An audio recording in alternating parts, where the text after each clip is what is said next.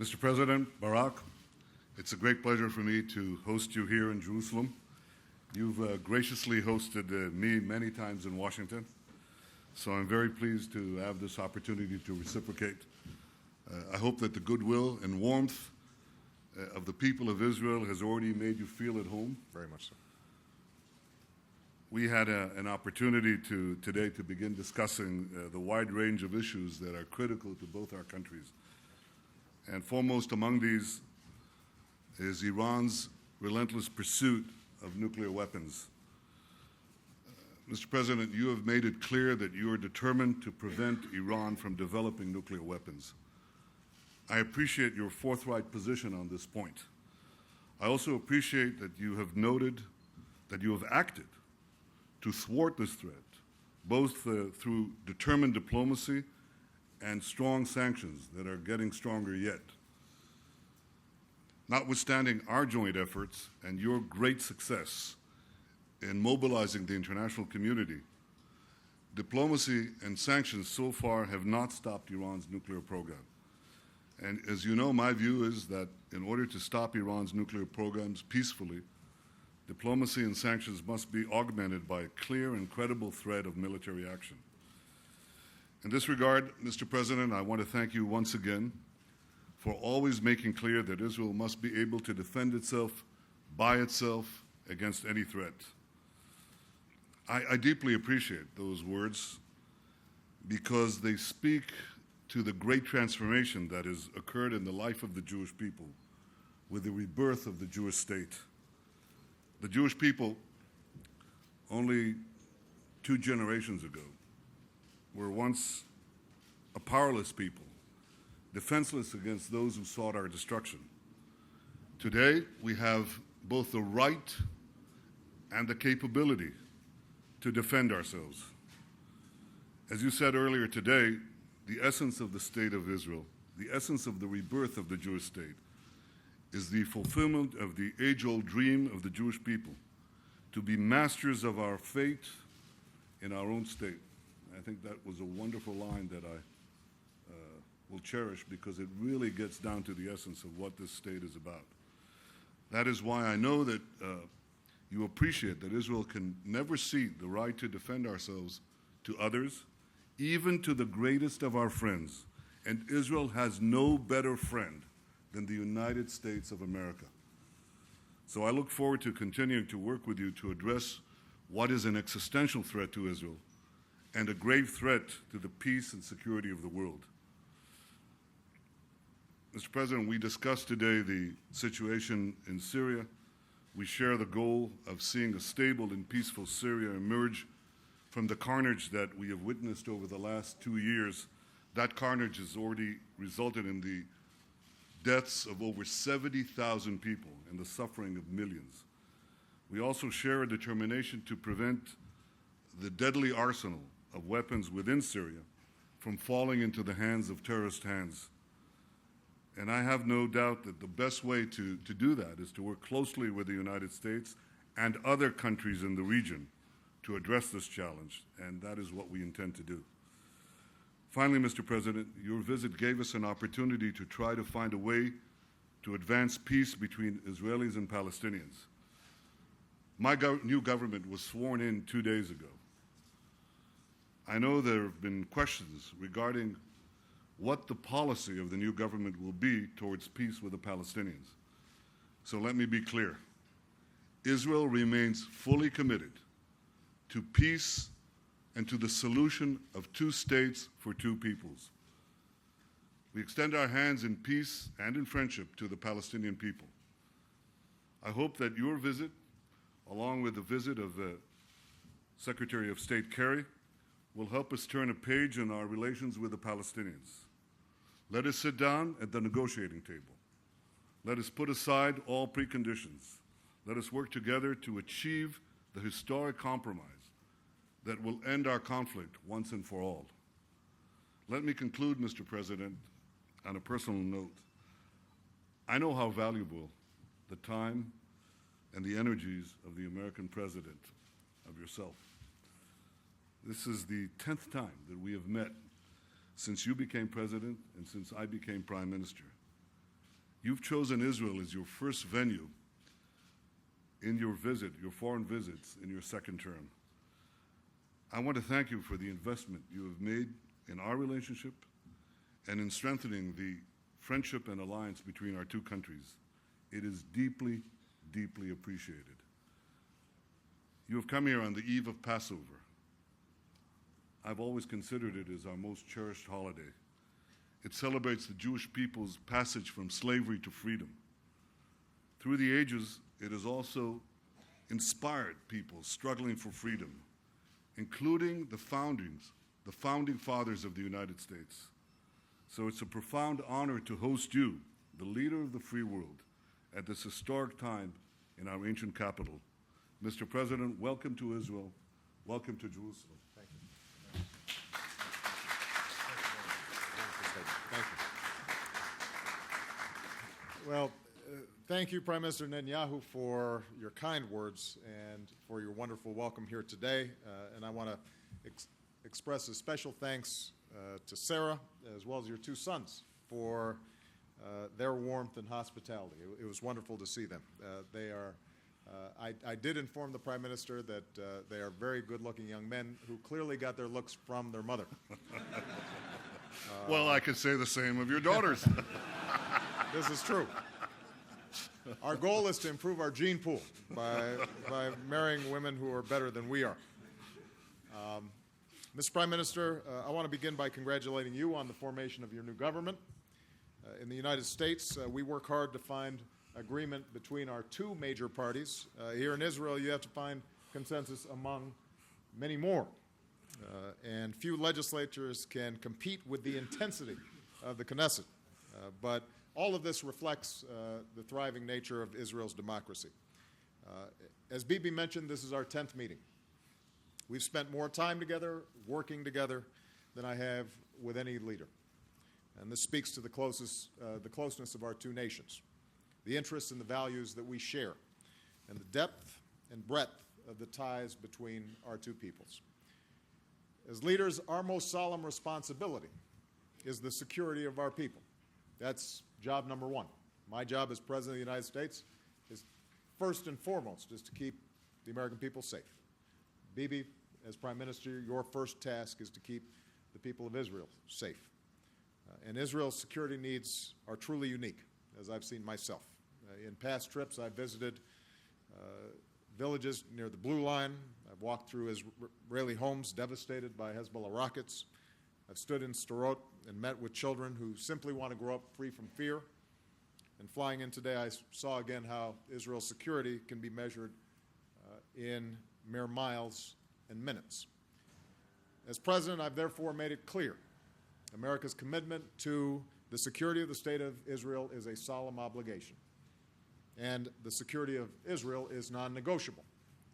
Today, our military and intelligence personnel cooperate more closely than ever before. We conduct more joint exercises and training than ever before. We're providing more security assistance and advanced technology to Israel than ever before. And that includes more support for the missile defenses like Iron Dome, which I saw today and which has saved so many Israeli lives. In short, and I don't think this is just my opinion, I think, Bibi, you would share this, America's support for Israel's security is unprecedented, and the alliance between our nations has never been stronger. That's the sturdy foundation we built on today as we addressed a range of shared challenges. As part of our long-term commitment to Israel's security, the Prime Minister and I agreed to begin discussions on extending military assistance to Israel. Our current agreement lasts through 2017, and we've directed our teams to start working on extending it for the years beyond. I'm also pleased to announce that we will take steps to ensure that there's no interruption of funding for Iron Dome. As a result of decisions that I made last year, Israel will receive approximately $200 million this fiscal year, and we will continue to work with Congress on future funding of Iron Dome. These are further reminders that we will help to preserve Israel's qualitative military edge so that Israel can defend itself by itself against any threat. We also discussed the way forward to a two-state solution between Israelis and Palestinians. and I very much welcomed Bibi's words before I spoke. I'll be meeting with President Abbas tomorrow, and I will have more to say on this topic in the speech that I deliver to the Israeli people tomorrow. But for now, let me just reiterate that a central element of a lasting peace must be a strong and secure Jewish state where Israel's security concerns are met, alongside a sovereign and independent Palestinian state. In this regard, I'd note that last year was a milestone, the first year in 4 decades when not a single Israeli citizen lost their life because of terrorism emanating from the West Bank. It's a reminder that Israel has a profound interest in a strong and effective Palestinian Authority. And as the Prime Minister's new government begins its work, we'll continue to look for steps that both Israelis and Palestinians can take to build trust and confidence upon which lasting peace will depend. We also reaffirm the importance of ensuring Israel's security given the changes and uncertainty in the region. As the United States supports the Egyptian people in their historic transition to democracy, we continue to underscore the necessity of Egypt contributing to regional security, preventing Hamas from rearming and upholding its peace treaty with Israel.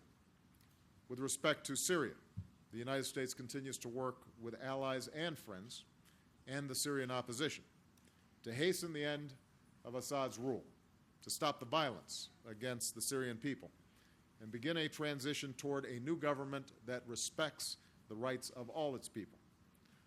Assad has lost his legitimacy to lead by attacking the Syrian people with almost every conventional weapon in his arsenal, including Scud missiles. And we have been clear that the use of chemical weapons against the Syrian people would be a serious and tragic mistake.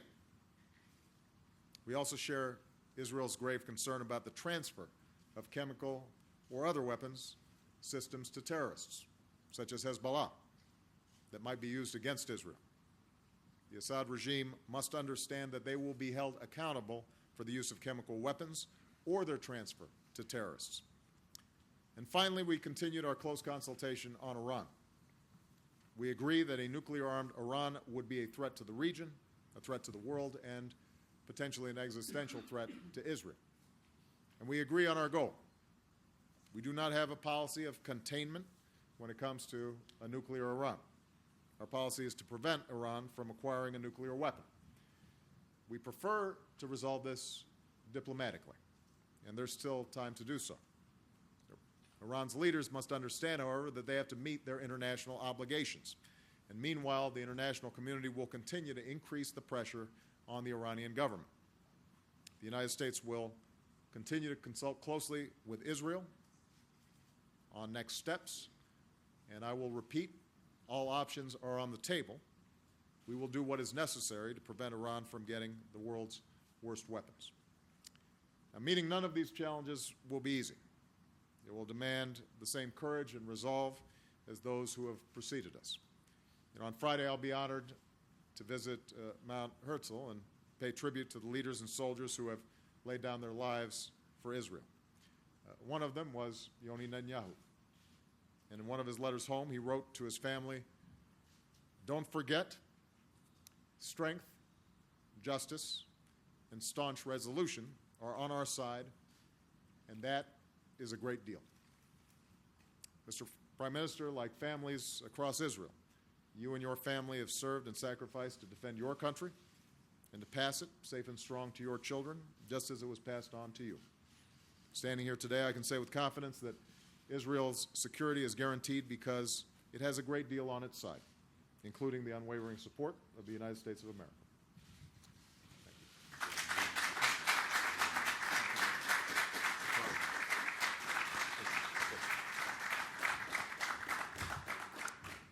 First question, Israel Channel 2, Udi Sekel.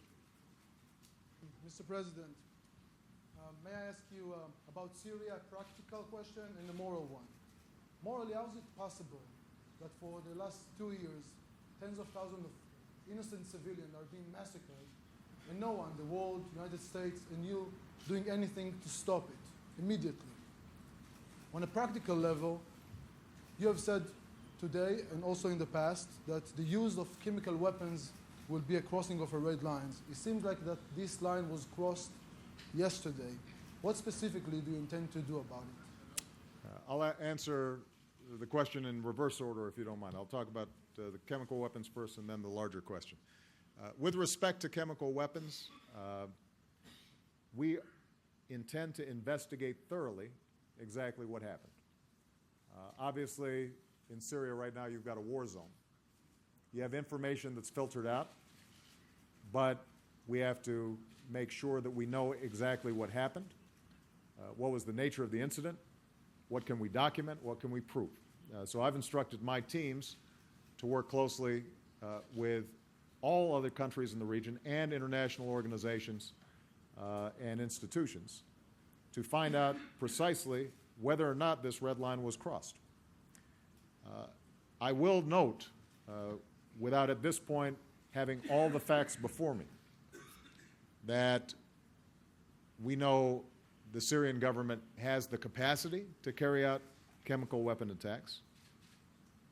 We know that there are those in the Syrian government who have expressed a willingness to use chemical weapons, if necessary, to protect themselves. I am deeply skeptical of any claim that, in fact, it was the opposition that used chemical weapons. Everybody who knows the facts of the chemical weapon stockpiles inside of Syria, as well as the Syrian government's capabilities, I think would question those claims, but I know that they're floating out there right now. The broader point is that once we establish the facts, I have made clear that the use of chemical weapons is a game changer. And I won't make an announcement today about next steps because I think we have to gather the facts. But I do think that when you start seeing weapons that can cause potential devastation and mass casualties, and you let that genie out of the bottle, then you are looking potentially at even more horrific scenes than we've already seen in Syria. And the international community has to act on that additional information. But as is always the case when it comes to issues of war and peace, I think having the facts before you act is very important.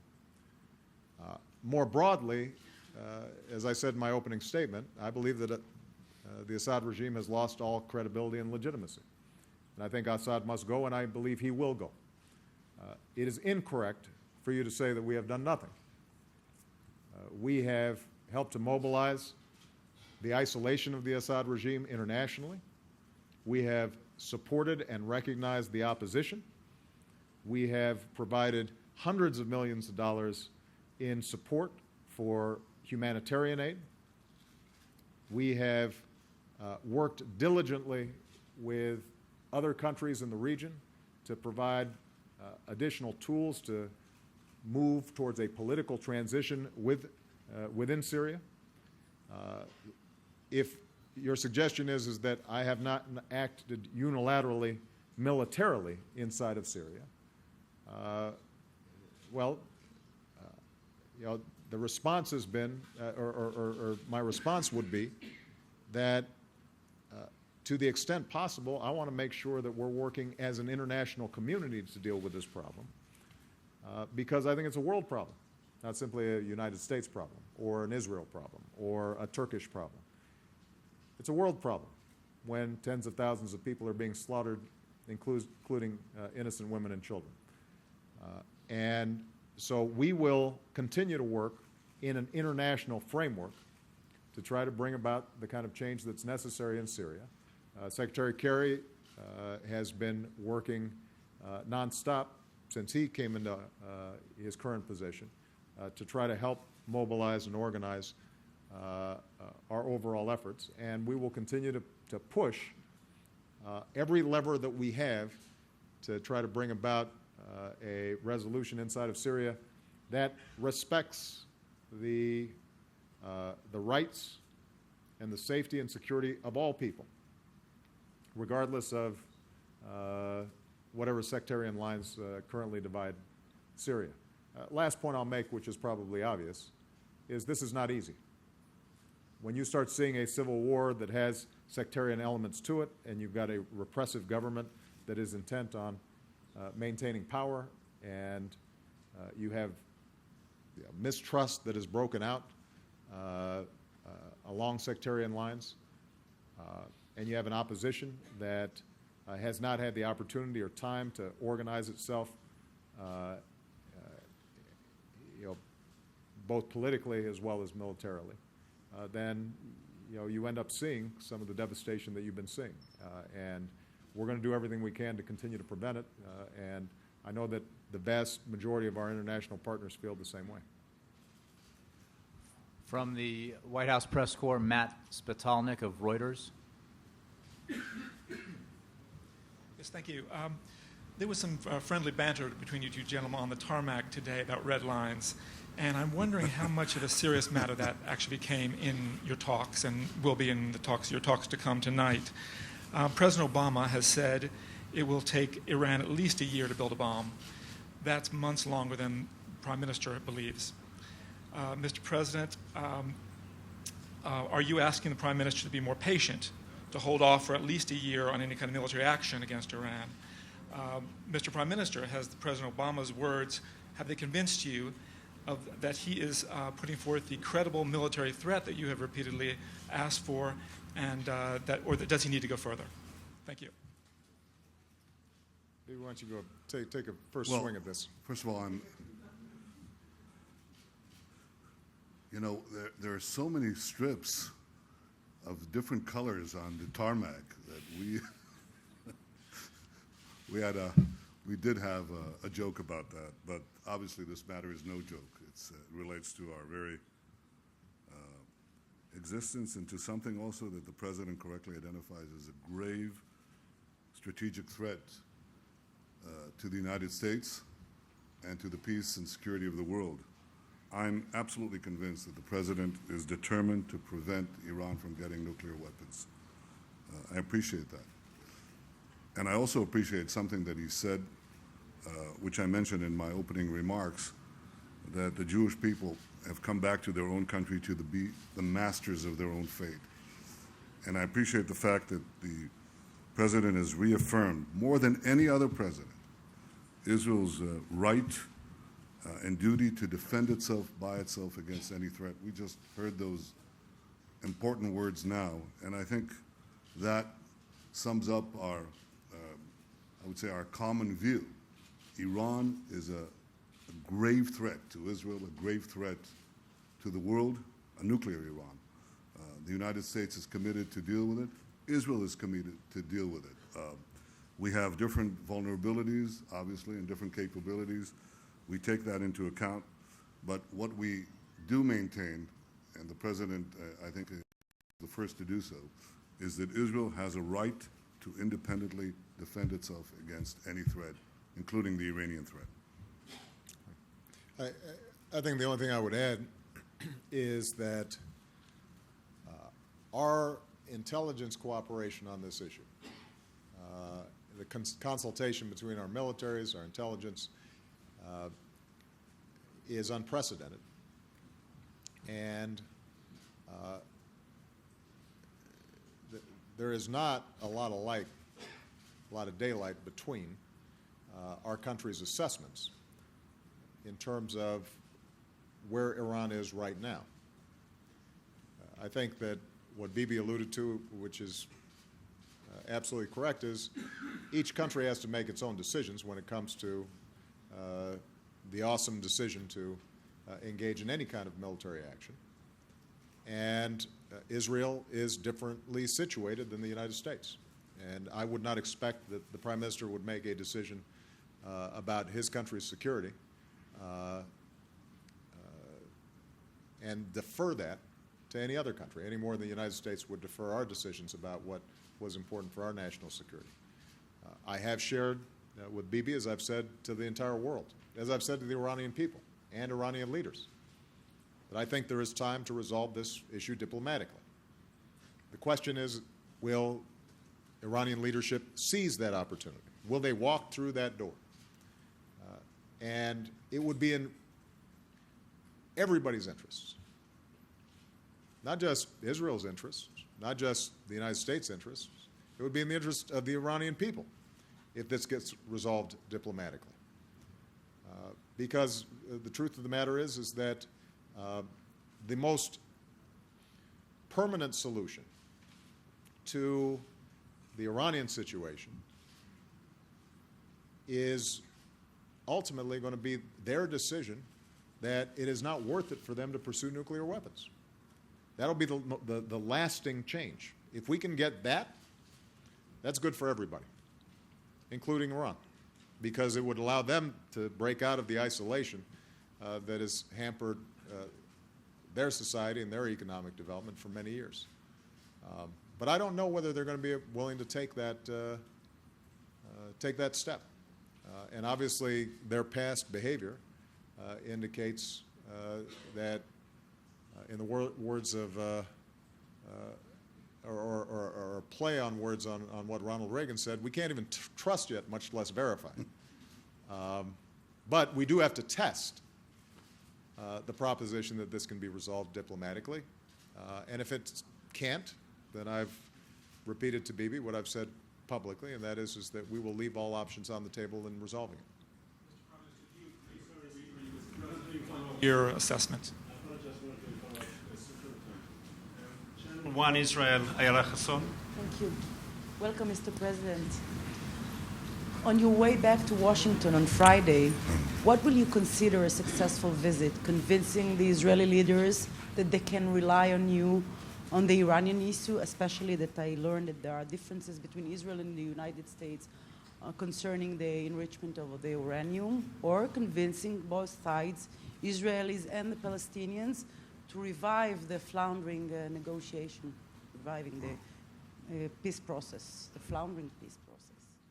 Well, my main goal on this trip has been to have an opportunity to speak directly to the Israeli people at a time when, obviously, what was already a pretty tough neighborhood has gotten tougher, and let them know that they've got a friend in the United States, that we have your back, that we consider Israel's security of extraordinary importance to us, not just because of the bonds between our peoples, but also because of our own national security interests. In that context, what I have also sought to achieve here is further consultations, building on what we've already discussed. As Bibi has just formed a new government, as I am entering my second term, that we continue to have close consultation around some of these shared interests that we've already discussed. Iran being obviously a prominent shared concern. And I want to make sure that the Israeli people and the Israeli government consistently understand my thinking and how I'm approaching this problem. And I want to understand how the Israeli government and the Prime Minister is approaching this problem, to make sure that there are no misunderstandings there. With respect to the peace process, as I said, I'll have more to say about this tomorrow, but I think you are absolutely right that over the last year and a half, 2 years, 2.5 years, we haven't gone forward. We haven't seen the kind of progress that we would like to see. There's some elements of good news. I mean, the fact of the matter is that even with all that's been happening in the region, the Palestinian Authority has worked effectively in cooperation with the international community, in part because of some of the training that we, the United States, provided to do its part in maintaining security in the West Bank. We have seen some progress when it comes to economic development and opportunity for the Palestinian people. But the truth of the matter is, trying to bring this to some sort of clear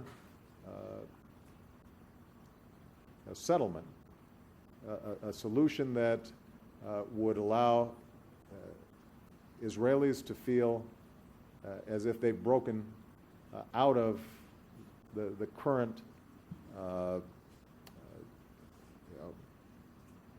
isolation that they're in this region, that would allow the incredible economic growth that's taking place inside this country to be a model for trade and commerce and development throughout the region at a time when all these other countries need technology and commerce and jobs for their young people. For Palestinians to feel a sense that they too are masters of their own fate. For Israel to feel that the possibilities of rockets raining down on their families has diminished. That kind of solution we have not yet seen. And so what I wanted to do was listen, hear from Prime Minister Netanyahu. Tomorrow I'll have a chance to hear from Abu Mazen to get a sense from them. How do they see this process moving forward? What are the possibilities and what are the constraints, and how can the United States be helpful? And I purposely did not want to come here and make some big announcement that might not match up with what the realities and possibilities on the ground are. I wanted to spend some time listening before I talk, which my mother always taught me was a good idea. And so hopefully I'll consider it a success if when I go back on Friday, I'm able to say to myself, I have a better understanding of what the constraints are, what the interests of the various parties are, and how the United States can play a constructive role in bringing about a lasting peace and two states living side by side in peace and security. Thank you. Chuck Todd from NBC. Thank you, Mr. President, Mr. Prime Minister. Mr. President, I want to follow up a little bit on the peace process. You began your term, your first term, big fanfare, the Cairo speech to talk to the Muslim world, the decision to have a Middle East envoy early. You said you weren't going to let this slip to your second term. We're in your second term with the Mideast peace process. What went wrong? Why are we further away from a two-state solution? I know you said you want to talk more about this tomorrow, but I am curious what do you believe went wrong? Did you push Israel too hard? What do you wish you would have done differently? And Mr. Prime Minister, I want to help out my colleague over here and the follow-up that he had, which had to do with, do you accept the President's understanding that Iran is a year away when it comes to nuclear weapons? And then another question I had for you is, why do you Chuck, believe... how many you got? Do you guys do this in the Israeli press? You say you get one question and then you add well, like I'm five. helping him. I'm helping him with his You follow-up. see how the young lady from Channel 1, she had one question? She was very well behaved, Chuck. I've got one for you. And These are not Talmudic questions. They apparently, have I thought I had 4 questions. reiterations, yeah. Passover starts in a couple days. I get 4 questions, right? Hey, look, this is not a kosher question, but don't hog it. I guess my question to you was going to be, why do you believe the Israeli people have not embraced President Obama the same way they embraced our last 2 U.S. presidents? Thank you. Okay. So you had to get a polling question in there right at the end, huh? Chuck, I mean, you're just incorrigible.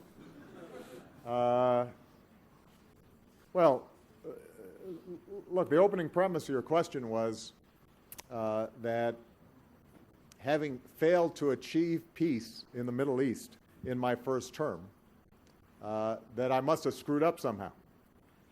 And I will tell you, I hope I'm a better president now than when I first came into office. But my commitment was not to achieve a peace deal in my first year, or in my second year or my third year. That would have been nice. What I said was I was not going to wait to start on the issue until my second term because I thought it was too important. And that's exactly what I did. I'm absolutely sure that there are a host of things that I could have done that would have been more deft and would have created better optics.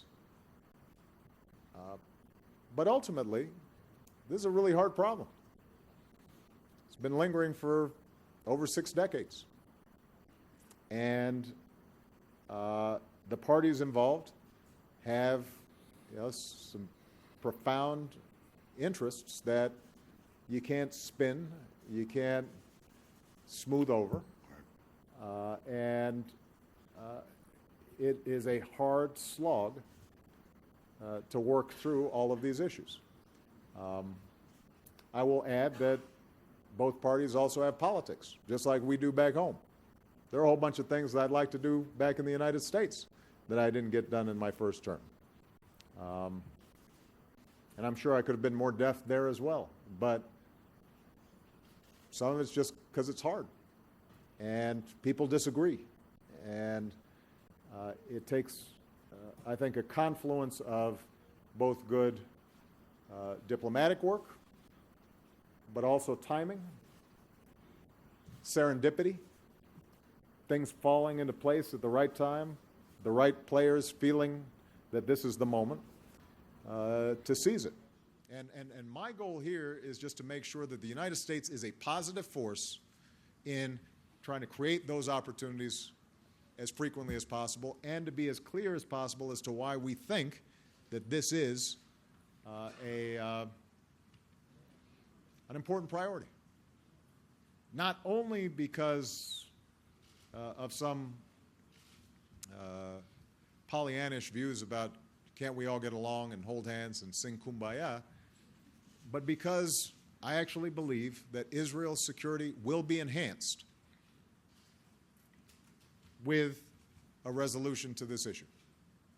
I believe that Palestinians will prosper and can channel their extraordinary energies and entrepreneurship in more positive ways with a resolution to this issue. The entire region, I think, will be healthier with a resolution to this issue. So I'm going to keep on making that argument. And I will admit that, frankly, sometimes it'd be easier not to make the argument and to avoid the question, precisely because it's hard. That's not the approach that I've tried to take, and there have probably been times where when I've made statements about what I think needs to happen, the way it gets filtered through our press, it may be interpreted in ways that get Israelis nervous, just like there are folks back home who sometimes get nervous about areas where they aren't sure exactly where I stand on things. That's why I always like the opportunity to talk directly to you guys. Hopefully you'll show the live film as opposed to the edited version. With that, I think you've got 4 questions to answer, Bibi.